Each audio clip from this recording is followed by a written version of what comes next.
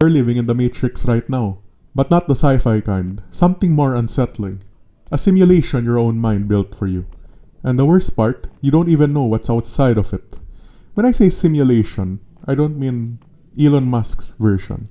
I mean the perceptual world your brain has built, the filter it runs reality through before you ever consciously experience it. And here's the thing, everyone's filter is different. That's why two people can watch the same event and walk away with completely opposite conclusions. Think of it like a video game. Reality has infinite options, but your brain needs to simplify it so you can function.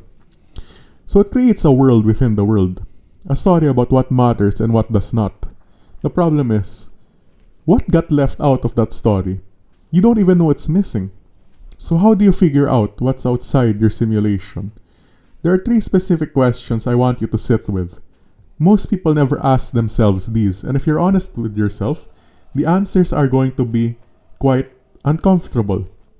The first question to ask is, what causes a disgust response in you?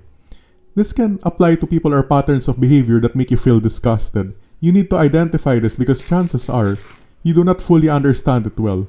Say you pride yourself on being a rule breaker. People who follow tradition without question disgust you. They seem weak, unthinking, pathetic. But that disgust is a wall. On the other side of it is the actual reason those people behave that way. Maybe following norms is what allows large groups of people to cooperate at all. Maybe it enables them to avoid risks that are potentially catastrophic. Maybe the rule follower is playing a different game than you and winning it. You'd never know because the disgust stopped you from looking. The second question to ask yourself is, what bores you?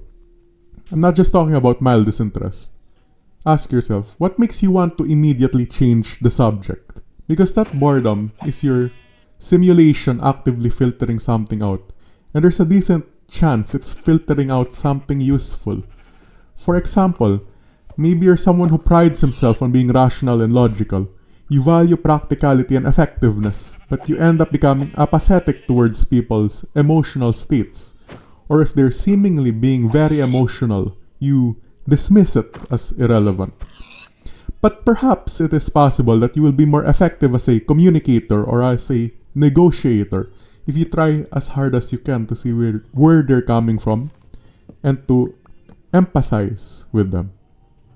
The last question to ask yourself to know what is outside your simulation is, what do you not know much about? Everyone has opinions on politics, psychology, religion, economics, topics that entire careers are spent studying. The simulation tricks you here because it gives you the feeling of understanding without the actual understanding, confidence without competence. Being humble about this isn't weakness. It's the only way to expand the map. In conclusion, the goal is to know where the edges are of your simulation. Because the moment you stop assuming your map is the whole territory, you start seeing things you're never able to see before.